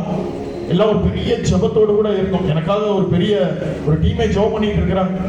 எல்லாரும் சொன்னாங்க, கண்டிப்பா பிரதர் அங்க ரிப்போர்ட்ல பாசிட்டிவ் வரும், நீங்க கண்டிப்பா நீங்க போங்க அப்படின்ட்டு ஜெபம் பண்ணி போய் அங்க ஒரு 8 டெஸ்ட் எடுத்தோம். அந்த டெஸ்ட் எடுத்து பார்த்தோன்னே எல்லாத்தையும் எடுத்து பார்க்கும் பொழுது அந்த இடத்துல இந்த காரியத்தை மறுபடியும் அவர்கள் உறுதி செய்தார்கள். எங்களுக்கு ஒண்ணுமே ஓடல. என்ன இந்த பாதை, ஏன் இந்த பாதை, ஏன் இந்த சூழ்நிலை, இது எதுவுமே எங்களுக்கு தெரியல. எங்களுக்கு முன்பதாக ஒரே ஒரு காரியம், ஒரு தரிசனம், தேவன் கொடுத்த வாக்குத்தத்தம், 1 கோடி இளைஞர்களை நான் உங்களை கொண்டு ஒரு சேனையா எழுப்புவேன்ற இந்த வாக்குத்தத்தத்தை நீர் கொடுத்தீரே, இந்த பலவீன பாதையில ஏன் எங்களை அனுமதித்தீ? ஒரு பெரிய கேள்வி. நாங்க ஹாஸ்பிட்டலுக்கு நான் போகும்பொழுது நான் திரும்ப வீட்டுக்கு வருவேன்னு நான் நினைக்கவே இல்லை. என் பிள்ளைகள் எல்லாம் பார்க்காம தான் நான் போனேன். ஒரு பெரிய கேள்வியோடு கூட அந்த இடத்துல போய் இருக்கிறேன். டாக்டர் மனைவி அழும்பொழுது, அழாதீங்க, இந்த இதுல போனவங்களாம் இருக்கிறாங்க, ஒரு 2-3 வருஷம் 4 வருஷம் உயிரோட இருந்திருக்கிறாங்க, நீங்க அதெல்லாம் ஒன்றும் ஆகாது, நீங்க வருத்தப்படாதீங்க அப்படிங்கிறாங்க. அப்புறம் அங்கிருந்து கிளம்பி அப்புறம் சிஎம்சி போய் அவங்க ஒரு டேப்லெட் அதற்கான ட்ரீட்மெண்ட்டை ஸ்டார்ட் பண்ணி போயிட்டு இருக்குது. 1 மந்த்துக்கு அப்புறம் மறுபடியும் வர சொல்றாங்க. வர சொல்லும் பொழுது டாக்டரை பார்த்துட்டு இதை கண்டினியூ பண்ணணும்னு சொல்லி காட்பாடி ரயில்வே ஸ்டேஷன்ல நான் உட்கார்ந்துருக்கேன். ஒரு பெரிய ஒரு ஏமாற்றம், ஒரு பெரிய ஒரு வெறுமை. அதுவரை இந்த பட்டணத்துக்கெல்லாம் ஊழியத்து நிமித்தம் நான் வருவேன்னு நினைச்சேன். என் பலவீனத்து நிமித்தம் நான் வந்து நிக்கிறேன்னு. ஏன் எனக்கு இந்த பாதை? நீங்க சொன்ன வார்த்தை, நீங்க சொன்ன தரிசனம், நீங்க கொடுத்த வாக்குத்தத்தம், இது எல்லாம் எங்களுக்கு முன்னாடி இருந்தோம். இந்த வாக்குத்தத்தம் இது கனவுகளாக எங்களுக்கு முன்பதாக இப்போ அப்படியே மறைந்து கொண்டிருக்கிறது. அப்ப இதெல்லாம் நிஜம் இல்லையா ஆண்டவரே? அவ்வளவுதான் முடிச்சா எல்லாமே அப்படின்னு சொல்லி உட்கார்ந்து என் கண்கள் அப்படியே கண்ணீர் வடிந்து கொண்டிருக்கிறது. அப்படியே உட்கார்ந்து இருக்கிறேன். என் பக்கத்துல நான் கோயம்புத்தூர் போகணும். அங்க இருந்து ட்ரெயின் வருது. இந்த ட்ரெயின் சத்தம் கேட்ட உடனே நான் மறுபடியும் என்னுடைய உட்கார்ந்து சேர்ல இருந்து எந்திரிக்கிறேன். என் பெட்டிக்காக வெயிட் பண்ணிட்டு இருக்கிறேன். ட்ரெயின் மூவ் ஆயிட்டு இருக்கு எனக்கு முன்பதாக. நான் என் பெட்டியை பார்த்துட்டு இங்கிட்டு திரும்புறேன். என்னுடைய லெப்ட் சைடு ஆண்டவராக இயேசு கிறிஸ்து பிரத்யட்சமா வந்து நிக்கிறத நான் பார்க்கிறேன். அவர் என்னை பார்த்து சொன்ன ஒரு வார்த்தை, நான் உனக்கு சொன்னதை செய்யும் அளவும் உன்னை கைவிடுவதில்லைன்னு சொல்லி ஆண்டவர் அப்படியே மறைந்து போகிறத பார்க்கிறேன். என் கண்ணுல இருந்து அப்படியே கண்ணீர் வடியுது. நான் ஏன் அழுகிறேன் அங்க இருக்கிறவன் யாருக்குமே தெரியல. தேக்கி தேக்கி நான் அழுகிறேன். நான் அழுது கொண்டு இருக்கிறேன். அப்படியே கோயம்புத்தூர் வரைக்கும் நான் அழுது போனேன். டாக்டர் சொன்னாங்க 3 வருஷம் 4 வருஷம் எல்லாம் இருந்திருக்காங்க, அழாதீங்கம்மா அப்படிங்கிறாங்க. இன்றைக்கு உங்களுக்கு முன்பதாக கிட்டத்தட்ட 8 வருஷத்தை கடந்து நான் நின்று கொண்டிருக்கிறேன். தேவன் என்னையும் உயிரோடு வைத்து இந்த நாள்ல உங்களுக்கு முன்பதாக சாட்சியாக வைத்திருக்கிறார். ஒரே ஒரு காரியம், அவர் உங்களுக்கு ஒரு வார்த்தையை சொல்லிட்டார்னா எந்த ஒரு பலவீனமோ, எந்த ஒரு பாதையோ, எந்த ஒரு கடினமான சூழ்நிலையோ உங்களை தடை செய்ய முடியாது. மாறாக தேவன் தம்முடைய வாக்குத்தத்தத்தை நிறைவேற்றும் அளவும், உங்களுக்கு சொன்னதை செய்யும் அளவும் அவர் உங்களை கைவிடாத தேவனாய் இருக்கிறார். அல்லேலூயா, அல்லேலூயா. இந்த தேவன் இந்த இடத்துல வந்திருக்கிறார். இன்னைக்கு ஏன் இந்த வார்த்தை உங்களுக்கு சொல்லப்படுது தெரியுமா? எனக்கு செஞ்சாரு, உங்களுக்கு செய்வார். இன்னைக்கு இந்த பாதையில தான் நான் பயணித்துக் கொண்டிருந்தாலும், இந்த பாதையில அன்னைக்கு ஒரு இளைஞர்கள் சொல்லும் பொழுது இந்த பாதைக்குள்ள இப்படிலாம் இருக்கின்றலாம் தெரியாது. ஆனா இந்த பாதையிலும் என் தேவன் என்னை நடத்த வல்லமையுள்ளவராய் இருக்கிறார் என்பதை நான் இப்போ அறிந்திருக்கிறேன். என்னை நடத்துறேன், என்னை உங்க முன்பதாக நிறுத்தி இருக்கிறார். அநேக இடங்கள்ல ஆண்டவர் கொண்டு சென்று சாட்சியாக நிற்பாட்டி கொண்டிருக்கிறார். எல்லாவற்றிற்கும் பின்பதாக ஆண்டவர் சொன்ன ஒரு காரியம், அவர் ஒன்று சொல்லிட்டால் உங்க வாழ்க்கையில் அது நிறைவேறும். அவர் உங்க வாழ்க்கையில ஒரு வாக்குத்தத்தத்தை கொடுத்து விட்டால் அந்த வாக்குத்தத்தத்தை நிறைவேறுதல உங்க கண்கள் காணும். உங்க பிள்ளைகளுடைய வாழ்க்கையில உங்க கண்கள் காணும். உங்க இருதயத்துல தேவன் சொன்ன வார்த்தைகள் ஒவ்வொன்றும், ஒவ்வொரு வார்த்தையின் ஒவ்வொரு உறுப்புகளும் நிறைவேறும் அளவும் அவர் உங்களை கைவிடாத தேவனார் உங்களை கடைசி வரைக்கும் நடத்துவார். எத்தனை பேர் நம்புறீங்க? இருக்கிற இடத்துல எல்லாரும் எழுப்பி நிற்போமா? நம்ம ஜெபித்து நிறைவு செய்ய போகிறோம். எல்லாரும் கண்களை மூடி ஆண்டவராகிய இயேசு கிறிஸ்துவை நம்ம நோக்கி பார்க்க போகிறோம். எஸ், அவர் சொன்னதை செய்யும் அளவும் நம்மை கைவிடுவதில்லை, நம்மை கைவிடுவதில்லை. எஸ், இந்த நாள்ல அவர் நம்ம மத்தியில இறங்கி வந்திருக்கிறார். எல்லாரும் கண்களை மூடி, எல்லாரும் கண்களை மூடி ஆண்டவராகிய இயேசு கிறிஸ்துவை நம்ம நோக்கி பார்ப்போமா? Thank you Lord. மேற்கு கிழக்கு வடக்கு தெற்கு பரம்புவாய் என்றியே போல் சந்ததி பெருகும் என்று வாக்குரைத்தீரே. மேற்கு கிழக்கு வடக்கு தெற்கு பரம்புவாய் என்றியே பூமியின் துளை போல் சந்ததி பெருகும் என்று வாக்குரைத்தீரே. எல்லாரும் கரங்களை தட்டி சொன்னதை செய்யும் அளவும் என்னை கைவிடவே மாட்டேன். அவரை பார்த்து சொல்லுமா? சொன்னதை செய்யும் அளவும் என்னை கைவிடவே மாட்டேன். சொல்லுவோம், இது வானத்தின் வாசல்,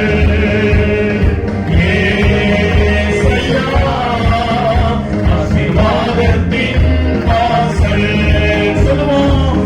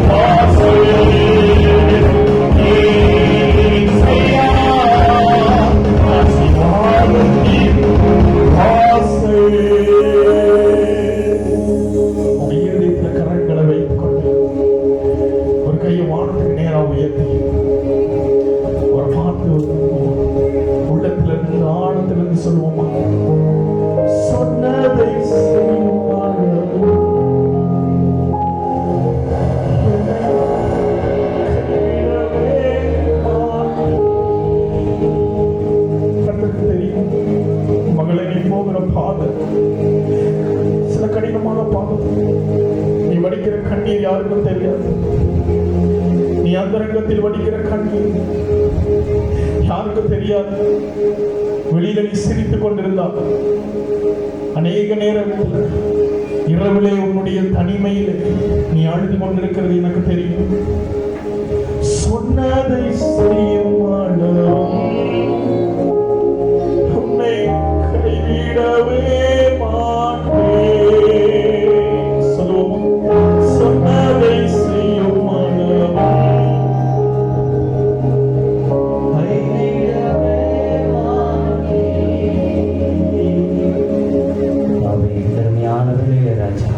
கர்த்தரே வாக்கு பண்ணின தேவன்.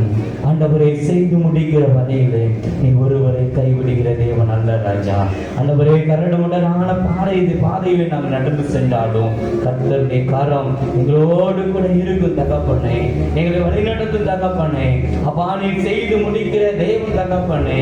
ஆண்டவரே நீ சொல்லியும் செய்யாதிருப்பாங்க என்று சொல்லி இந்த வேத வசனம் சொல்லப்பட்டிருக்கிறது ராஜா. என் தேவரே தருமையான நாளிலே ராஜா கர்த்தாவே இந்த பிள்ளைகள் எங்கள் பிள்ளைகள் பெற்றுக்கொண்டு இருக்கின்ற ஒவ்வொரு வாக்குத்த வசனங்களையும் கர்த்ததாமே அவர் வாழ்விலே கர்த்தனை ஏற்ற காலத்திலே நிறைவேற்றி கொடுக்க நீ வல்லமையுள்ள தேவனாக இருக்கிறீரே. நன்றி செலுத்துகிற ராஜா. அவ்விதமாக நீ வாய்க்கை செய்கிற தகப்பனே இந்த அருமையான நாளிலே அப்பா அவர்கள் வாக்குத்தங்கள் நிறைவேறும் என்று சொல்லி ஆண்டவரே ஒரு உறுதிப்பாட்டோடு ஆண்டவரே உம்முடையத்திலே ஒரு ஆண்டவரே புதுவிதமான ஒரு விசுவாசத்தோடு எங்கள் இடங்களுக்கு கடந்து செல்ல கட்ட கிருபை செய்யுங்க ராஜா. கிருபை கரம் உடைய வழி நடத்துதாப்பா. ஆண்டவரே எல்லாரையும் கட்ட நீங்க பொறுப்படுத்திக் கொள்ளுங்க. நீங்க சமாதானம் சந்தோஷம் பிள்ளைகளோடு கூட தங்கியிருக்கட்டும். ஆசீர்வதிக்கட்டும். நீங்க பிரச்சகரமாக இயேசுவின் மூலம் ஜெபிக்கிறோம். ஜீவன் ஒரு நல்ல பிதாவே. அமர்ந்து கொள்வோம். ஒரு பாடல் பாடப்படும். அப்படிங்க நம்முடைய நம்மையும் நம்முடைய காணிக்கை கட்டுரை சமூகத்திலே நாம் அர்ப்பணிப்போம்.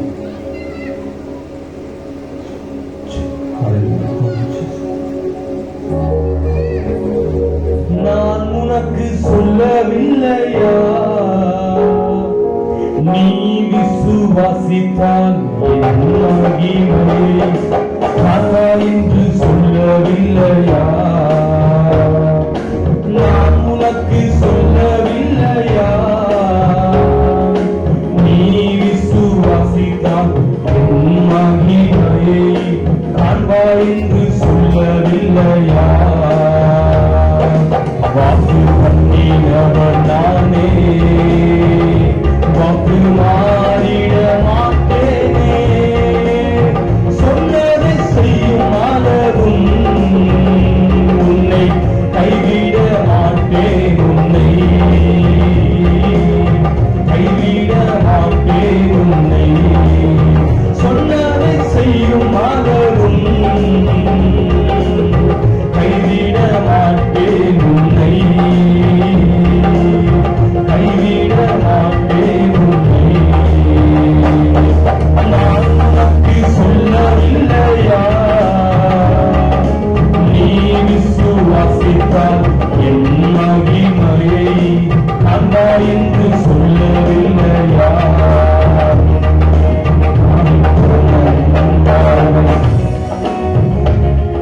வியாதி கிடந்த உன் உடலை சுத்தப்படுத்திடுவே நாளி போன உன் வாழ்வை நரமணமாக்கிடுவே வியாதி கிடந்த உன் உடலை சுத்தப்படுத்திடுவே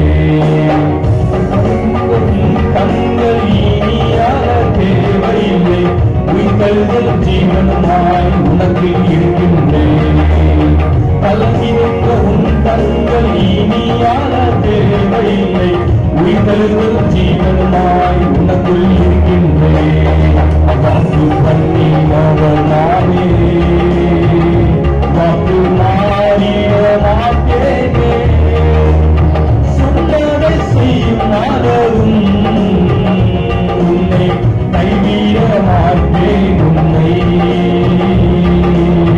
கைவிட மாட்டேன் உன்னை நான் உனக்கு சொல்லவில்லையா நீ விசுவாசித்தால் என் மகிமையை காண்பாய் என்று சொல்லவில்லையா வாழ்விற்கு கேட்டதெல்லாம் உனக்கு தந்திடுவே உன் மனதின் விருப்பங்கள் நிறைவேற்றி மகிழ்ந்திடுவே வாழ்விற்கு கேட்டதெல்லாம்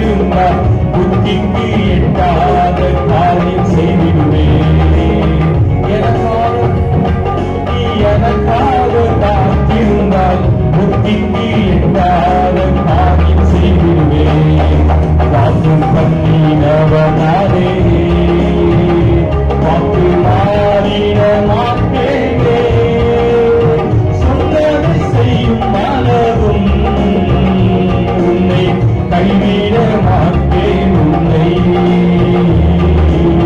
கைவிட மாட்டேன் உன்னை, சொன்னதை செய்யும் உன்னை கைவிட மாட்டேன் உன்னை,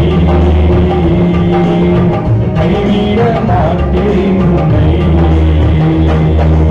நான் உனக்கு சொல்லவில்லையா, நீ விசுவாசித்தால் என் மகிமையை காண்பாய் என்று சொல்லவில்லையா, நான் உனக்கு சொல்லவில்லையா, நீ விசுவாசித்தால் என் மகிமையை காண்பாய் என்று சொல்லவில்லையா. பயப்படாதே பயப்படாதே மறுபடி சொல்கிறேன், திகையாதே திகையாதே திரும்பவும் கூறுகிறேன். பயப்படாதே பயப்படாதே மறுபடி சொல்கிறேன், திகையாதே திகையாதே திரும்பவும் சொல்கிறேன். உன்னோடு நான் இருந்து புத்திக்கு எட்டாத காரியம் செய்திடுவேன். உன்னோடு நான் இருப்பதால் உன்னை நான் மகிமை அடைகின்றேன். வாக்கு பண்ணினவனாலே வாக்கு மாறிட மாட்டேனே, சொன்னதை செய்யும் அளவும் உன்னை கைவிட மாட்டேன் உன்னை, கைவிட மாட்டேன் உன்னை. உனக்கு சொல்லவில்லையா, நீ விசுவாசித்தால் என் மகிமையை காண்பாய் என்று சொல்லவில்லையா. சொல்லலாமா? நான் உனக்கு சொல்லவில்லையா, நீ விசுவாசித்தால் என் மகிமையை காண்பாய் என்று சொல்லவில்லையா. வாழ்விட்டு கேட்டதெல்லாம் உனக்கு தந்திடுவே, உன் மனதின் விருப்பங்கள் நிறைவேற்றி வந்திடுவே. வாழ்விட்டு கேட்டதெல்லாம் உனக்கு தந்திடுவே, உன் மனதின் விருப்பங்கள் நிறைவேற்றி வந்திடுவே. அமர்ந்து நீ எனக்காக காத்திருந்தால் புத்திக்கு எட்டாத காரியம் செய்திடுவே. என் பாதம் அமர்ந்து நீ எனக்காக புத்திக்கு எட்டாத காரியம் செய்திடுவே. பண்ணினவர் நானே, வாக்கு மாறிட மாட்டேனே, சொன்னதை செய்யும் அளவும் உன்னை கைவிட மாட்டேன் உன்னை, கைவிட மாட்டேன் உன்னை. நாளை தினம் அதிகாலை 5 மணிக்கு நம்முடைய ஆலய பிரதிஷ்டை பண்டிகை 10வது புதிய ஆலய பிரதிஷ்டை பண்டிகை மற்றும் பரிசுத்த நற்கருணை ஆராதனையாக நடைபெறும். அதோடு கூட ஞானஸ்நான ஆராதனையாக நடைபெறுகிறது. எனவே ஞானஸ்நானம் கொடுக்க விரும்புகிறவர்கள் நீங்கள் படிவம் ஆயத்தமாக இருக்கிறது. நீங்கள் யாரேனும் ஞானஸ்நானம் கொடுக்க விரும்ப நினைச்சினால் நீங்கள் படிவத்தை பெற்று பூர்த்தி செய்து இன்று இரவிலே நீங்கள் கொடுக்கும்படியாக அன்போடு கூட ஞாபகப்படுத்திக் கொள்கிறேன். ஏற்கனவே படிவத்தை பெற்றிருக்கீங்க. பெற்றவர்களும் ஆராதனை முடித்து செல்கின்ற பொழுது அந்த படிவத்தை பூர்த்தி செய்த படிவத்தை நீங்கள் கொடுத்து செல்லும்படியாக அன்போடு கூட கேட்டுக்கொள்கிறேன். காலை 10 மணிக்கு வாலிபர் கூடுகை, நம்முடைய சபையின் வாலிபர் கூடுகை, வாலிபர் பண்டிகை. எனவே வாலிபர்கள் எல்லாரும் நீங்கள் 7ஆம் வகுப்பு மேலே இருந்து நினைச்சிருக்கலாம். அந்த வாலிபர் கூடுகைகளை நீங்கள் கலந்து கொள்ளலாம். வாலிபர் சிறுவர்கள், வாலிபர் ஆண்கள், பெண்கள் இருவருக்குமான கூடுகை. உற்சாகத்தோடு நீங்கள் பங்கு கொள்ளும்படியாக அன்போடு கூட கேட்டுக்கொள்கிறேன். பெற்றோர்கள் உங்களுடைய வாலிபர் குழந்தைகளை நீங்கள் நினைச்சீங்க சரியாக அனுப்பி வைங்கள். காலை 10 மணிக்கு வாலிபர் பண்டிகை நடைபெறுகிறது. மாலை 5:30 மணிக்கு அருமையான அசனர் பண்டிகை நடைபெறுகிறது. இரவு 8 மணிக்கு VBS நிறைவு நாள் கலை நிகழ்ச்சிகள் மற்றும் பொருட்கள் ஏலமிடப்படுகிறது. இந்த வருடம் கொஞ்சம் சின்ன ஒரு மாற்றமாக இன்னொன்று எக்ஸ்ட்ரா ஆட் பண்ணியிருக்கோம். என்ன அப்படின்னா, நாளை இரவிலே நடைபெறுகிற இந்த 8 மணி பிபிஎஸ் கலை நிகழ்ச்சியிலே மாறுவேட போட்டி, பைபிள் நம்மளுடைய வேதாகமத்தில் உள்ள கதாபாத்திரங்களுடைய உடைகளை அணிந்து நீங்கள் நினைச்சலாம் ஆக்ஷன் செய்யலாம். நீங்கள் ஆக்ஷன் செய்யலாம். அது மட்டும் தான், நீங்கள் பேசுகிற டயலாக்லாம் கிடையாது, ஆக்ஷன் மட்டும் பண்ணிக்கலாம். ட்ரெஸ் கோடு அண்டு ஆக்ஷன்ஸ் மட்டும். சிறப்பாக செய்கிறவங்களுக்கு பரிசு உண்டு, சரியா? ஆமாம், அது மாறுவேட போட்டியாக நடைபெறும். எனவே சிறுவர்கள் முதல் பெரியவர்கள் வரைக்கும் நினைச்சுக்கலாம், அதில் நீங்கள் கலந்து கொள்ளலாம். ட்ரெஸ் கோடு மற்றும் உங்களுடைய ஆக்ஷன்ஸ் நிச்சயம் அங்கே பதிவு செய்யப்படும். நீங்கள் அதை கருத்தில் கொண்டு நீங்கள் உற்சாகத்தோடு அதில் நீங்கள் பங்கு கொள்ளும்படியாக அன்போடு கூட கேட்டுக்கொள்கிறேன். அது உங்களை நிறைவாய் ஆசீர்வதிப்பாராக. ஏலம் விட்டுலாம்.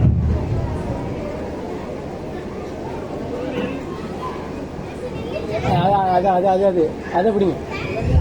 அந்த பைக்கு காணிக்கை வந்து ஜெபித்து நாங்கள் பரம்பிதாவே, தன்மையான தகப்பனை சபா உடைய சமூகத்திலே உடைய நாம மகிமைக்கு எதுவாக படைக்கப்பட்ட அந்த இந்த காணிக்கைகளை கத்தனை ஏற்றங்களை ஆசீர்வதிப்பீராக, படைத்த கரங்களை கத்தனை ஆசீர்வதிப்பீராக. கத்தனுடைய கிருபை கரம் பிள்ளைகளோடு கூட இருக்கிற தகப்பனை கொடுத்ததற்கும் மேலாக கத்தனை ஆசீர்வதிக்கிற தேவன் பிள்ளைகள் வாழ்விலே பெரிய காரியங்களை செய்யுங்கப்பா. சந்தோஷமும் சமாதானமும் ஆண்டவர் மகிழ்ச்சியும் பெருக கிருபை செய்யுங்க தகப்பனே. தங்களுடைய வருமானத்தில் ஒரு பகுதியை மக்கள் படைத்திருக்கிறார்கள். கர்த்தர் இன்னும் என்ன ஆசீர்வதிங்க. ஆசீர்வாதத்தை ஆண்டவருடைய நாமத்தை ஆசீர்வாதத்தின் மூலமாக உடைய நாமத்தை இன்னும் அதிகமாக மகிமைப்படுத்தி கிருபை செய்யுங்கப்பா. தொடர்ந்து நீ எல்லாரையும் பாதுகாத்து வழி நடத்தினேன். மீட்பு ரட்சகரமாக இயேசுவின் மூலம் ஜெபிக்கிறோம் ஜீவனோடு நல்ல பிதாவே, ஆமென். ஏலம் ஒரு குல நுங்கு, சரி, இளநீர் 1 லிட்டர் பதநீர் 500 ரூபாய். ஒரு குல இளநீர் 1 லிட்டர் பதநீர் 500 ரூபாய். எவ்வளோ? 600 ரூபாய். 600 ரூபாய். 600 ரூபாய். நல்ல பெரிய குல 600 ரூபாய். 700 ரூபாய். 800 ரூபாய். 800 ரூபாய். 800 ரூபாய். 900 1000 1000 ரூபாய். 1000 ரூபாய். 1100 1100 ரூபாய். 1100 1100 ரூபாய். 1100 1100 ரூபாய். டீச்சர் 1100 1200 1200 1200 ரூபாய். 1200 1200 1200 ரூபாய் ஒரு தரம். 1200 ரூபாய். 1200 ரூபாய் 2 தரம். 1200 1200 1200 ரூபாய் 3 தரம். Teacher Jebathai teacher. ஒரு கிலோ நொங்கு 1 லிட்டர் பதநீர் 200 ரூபாய். 200 ரூபாய். ஒரு கிலோ நொங்கு 1 லிட்டர் பதநீர் 200 ரூபாய். 300 அப்படி அப்பா கிட்ட சொல்லிடலாம். ஓகே, 200 ரூபாய். 250 ரூபாய். 250 300 ரூபாய். 300 2 பேரு. டீச்சர் 300 தானே? 300 2 பேரு. 350 3 பேரு. 350 3 பேரு. 350 400 2 பேரு. 400 400 ரூபாய் 2 பேரு. 400. அடுத்த கேள்வி 400 400 ரூபாய். 400 ரூபாய். 500 500 ரூபாய். 500 ரூபாய். 500 ரூபாய் ஒரு தரம். 500 ரூபாய். 500 ரூபாய் 2 தரம். 500 ரூபாய். 500 ரூபாய். 500 ரூபாய் 3 தரம். ஜபக்கு பண்ண 1 லிட்டர் பதநீர் மட்டும். ஆமா, இங்க வச்சிருக்கு. 1 லிட்டர் பதநீர் 200 300 300 300 ரூபாய். ஒரு பதநீர் 300 ரூபாய்.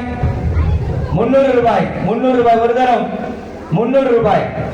300 ரூபாய் ரெண்டு தரம். 300 ரூபாய். 300 ரூபாய். 300 ரூபாய் மூன்று தரம். ஸ்டீவன். அடுத்த 1 லிட்டர் பதநீர் 100 ரூபாய். 200 ரூபாய். 200 ரூபாய். 200 ரூபாய். 200 ரூபாய். 200 ரூபாய். ஒரு லிட்டர் பதநீர் 200 ரூபாய் ஒரு தரம். 300 ரூபாய். 300 ரூபாய். 300. 400. 400 ரூபாய். 400 ரூபாய். ஒரு லிட்டர் பதநீர் 400 ரூபாய். 400 ரூபாய். 400. ரோசகா 400. 400. 400 ரூபாய் ஒரு தரம். 400 ரூபாய். 400 ரூபாய் ரெண்டு தரம். 400 ரூபாய். 400 ரூபாய் மூன்று தரம். 7. அடுத்த ஒரு கிலோ நொங்கு மட்டும் 100. 100 ரூபாய். ஒரு கிலோ நொங்கு 100 ரூபாய். 120. 120. 120 ரூபாய். 120 ரூபாய். 120. 120. 120. 120. 200. 200. 200 ரூபாய். 200 ரூபாய். 200 ரூபாய். 200 ரூபாய் ஒரு தரம். 200 ரூபாய். 200 ரூபாய் ரெண்டு தரம். 200 ரூபாய். 200 ரூபாய். 200 ரூபாய் மூன்று தரம். ரோசகா ரோஸ் ஏசி ஜெபசிங்க 2 டேபிள் இருக்காரு.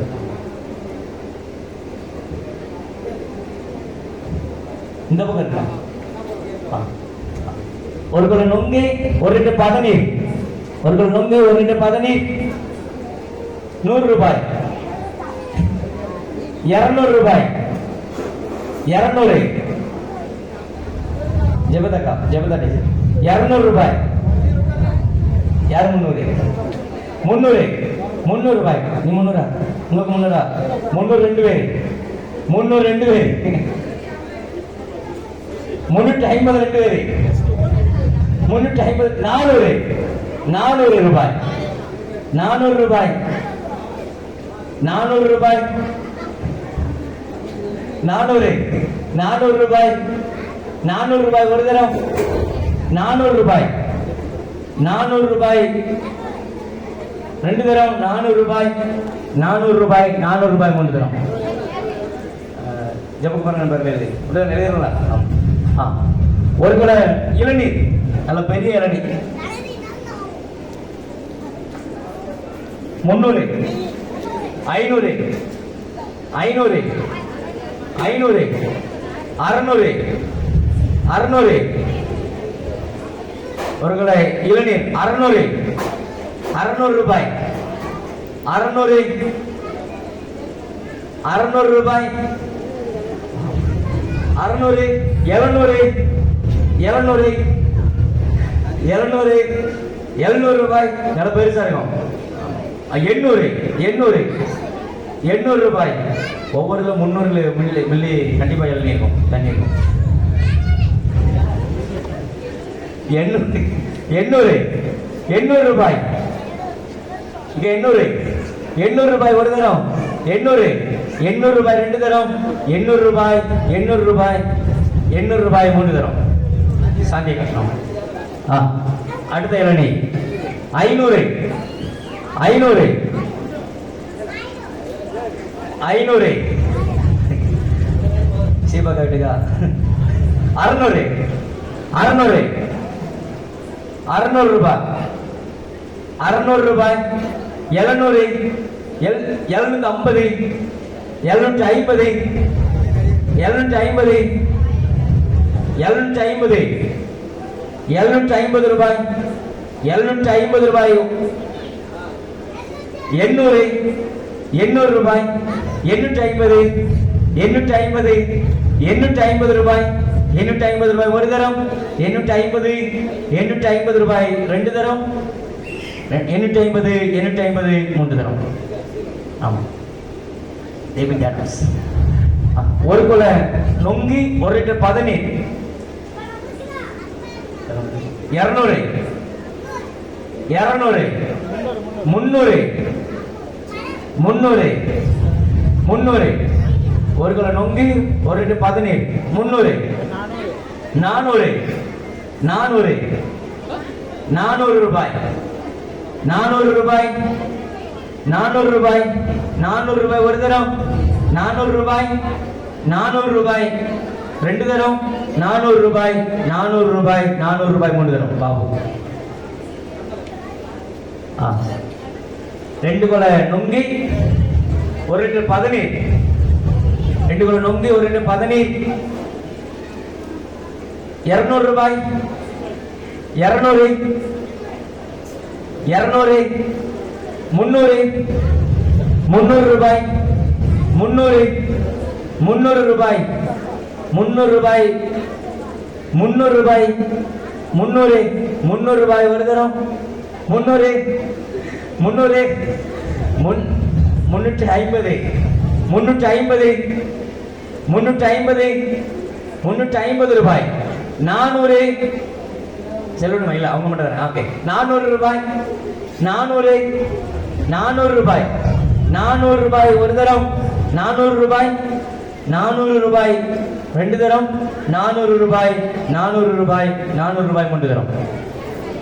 ஜபத்தா ஜபத்தா. ஆமா, ஒரு குல இளநீர் நல்லா பெருசா இருக்கு, 500, 600, 600, 600 ரூபாய், 650, 700, 700, 700, 700 ரூபாய், 750, 800. டக்குனு வரணுமா? 800, 800, 800 ரூபாய், 800, 800 ரூபாய், 800 ரூபாய் ஒரு தரம், நல்ல பெரிய பெரிய அள்ளி. 800 ரூபாய் ரெண்டு தரம், 900, 900, 900 ரூபாய், 900 ரூபாய், 900, 900 ரூபாய் ஒரு தரம், 900 ரூபாய், 900 ரூபாய் ரெண்டு தரம், 900 ரூபாய், 900 ரூபாய், 900 ரூபாய் மூணு தரம். ஜபக்கு வரணும். அடுத்த ஒரு குல நொங்கி 1 லிட்டர் 17, 200, 200, 300, 300, 300 ரூபாய், 300 ரூபாய், 300, 300 ரூபாய், 1 லிட்டர் 17 நொங்கி 300, 300 ரூபாய் ஒரு தரம், 300 ரூபாய், 350, 350, 400, 400 ரூபாய், 400 ரூபாய், 400 ரூபாய், 400 ரூபாய் ஒரு தரம், 400 ரூபாய், 400 ரூபாய் ரெண்டு தரம், 450, 450, 450 ரூபாய், 450 ரூபாய் ஒரு தரம், 450, 450 ரூபாய் ரெண்டு தரம், 450 ரூபாய், 450 ரூபாய், 450 ரூபாய் மூன்று தரம். சீவகா. அடுத்து ஒரு கிலோ நொங்கி 1 லிட்டர் 17, கடைசி நொங்கு கூட 300, 300, நல்ல பெரிய நொங்கு 300, 300. ஆமா, இருக்கிறது பெரிய நொங்கு தான். 400, 400 ரூபாய், 400 ரூபாய், 400 ரூபாய், 400, 400 ரூபாய், 400 ரூபாய் ஒரு தரம், 400 ரூபாய், 400 ரூபாய் ரெண்டு தரம், 400 ரூபாய், 400 ரூபாய், 400 ரூபாய் மூன்று தரம். ரோசக்கம் 1 லிட்டர் 1.25 லிட்டர் 17, கடைசி ஏலம் 200, 200 ரூபாய், 200 ரூபாய், 200, 200 ரூபாய், கடைசி ஏலம் 300, 300 ரூபாய், 300, 300, 400 400 400 ரூபாய் 500 500 ரூபாய் 500 500 ரூபாய் 600 600 ரூபாய் 600 ரூபாய் 600 கடைசி அளவு 600 கடைசி 600 ரூபாய் 600 ரூபாய் 600 ரூபாய் ஒரு தரம் 600 ரூபாய் 600 ரூபாய் ரெண்டு தரம் 600 ரூபாய் 600 ரூபாய் 600 ரூபாய் மூன்று தரம்.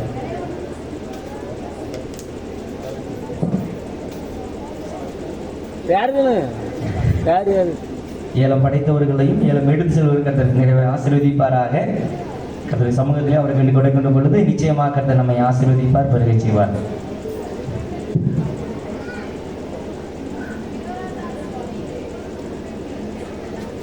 இது என்னதுங்கண்ணா கட் பண்ணலாமா?